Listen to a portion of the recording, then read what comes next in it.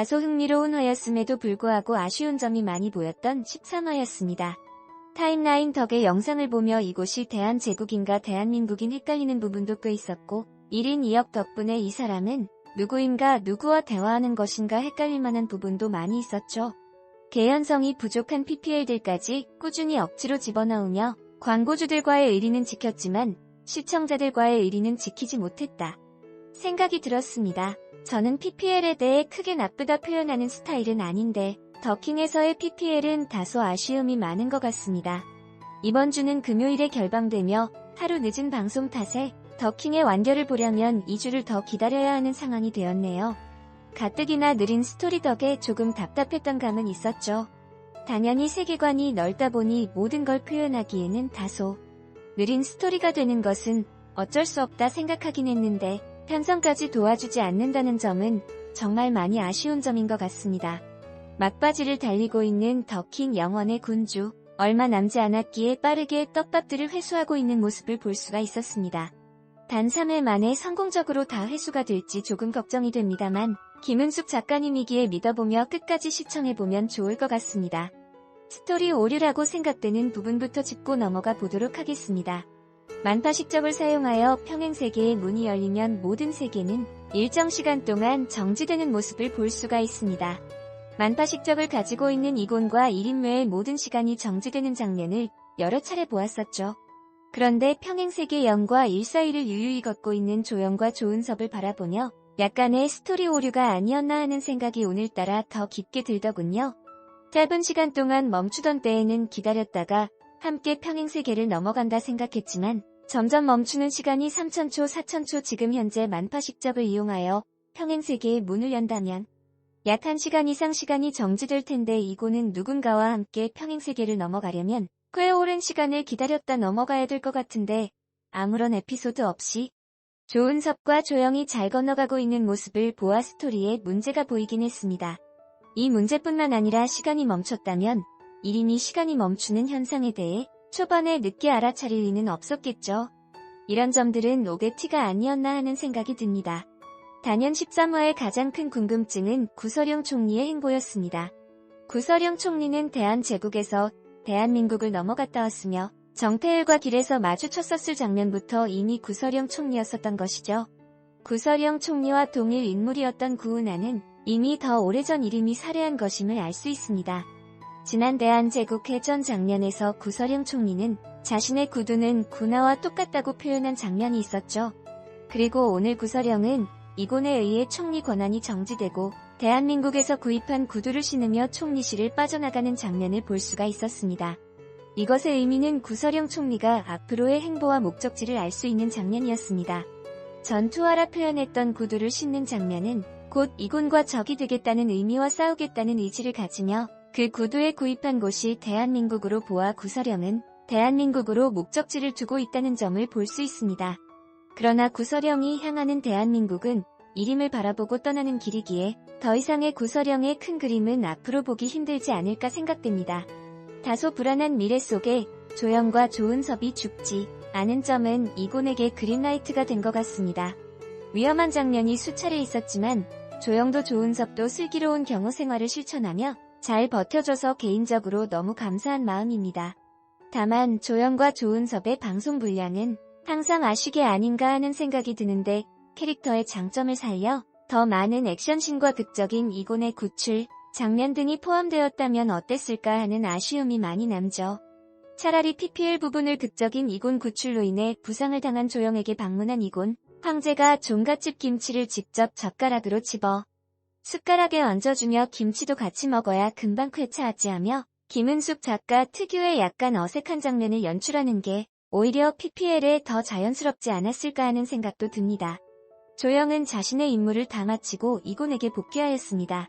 제1의 목표는 이림을 사살하는 것이 목표였지만 이림에 대한 많은 정보와 이곤의 어머니와 똑같은 얼굴을 한 송정혜를 구해냈을 것으로 추정됩니다.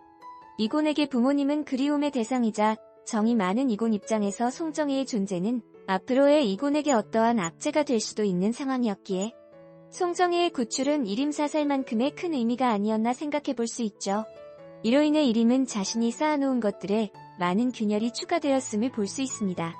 그렇기 때문에 이림은 더 조급함을 감출 수 없었고 루나에게 만파식적의 반쪽을 가져온다면 너를 과거로 보내 암을 치료해주겠다 거래를 한 것 같습니다.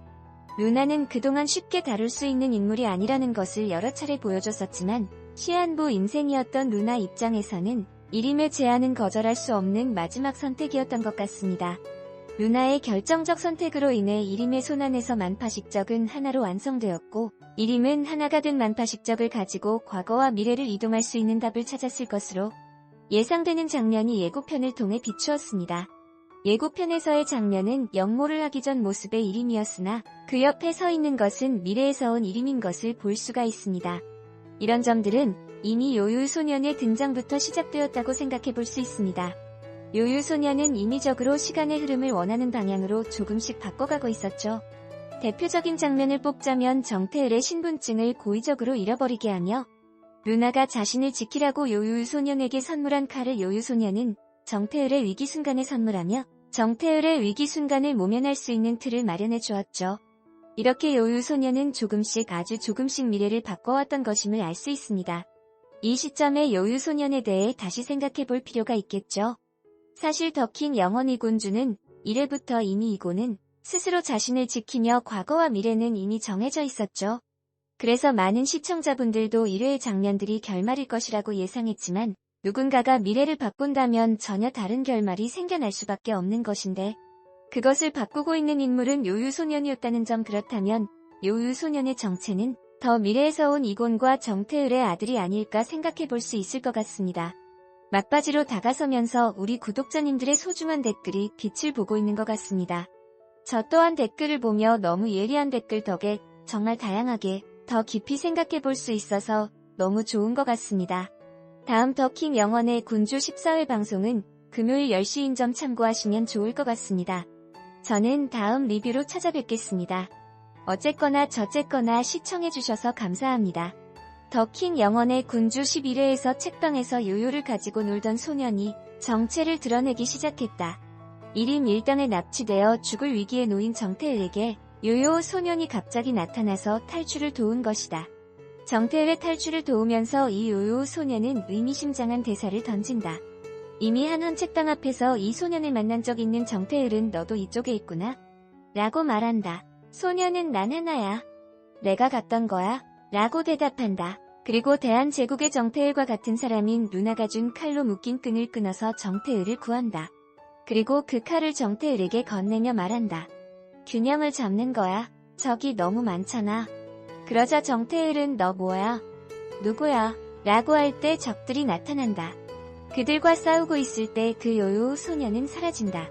그리곤 정태을은 적들을 제압하고 차를 타고 탈출에 성공한다. 이 소년이 정태을에게도 등장하고 루나에게 등장할 때 평행세계의 같은 주변 인물이었다. 이림 앞에 나타날 때도 원탁의 기사 줄거리를 얘기하면서 단지 이림의 결말을 암시하는 역할 정도로 보였다.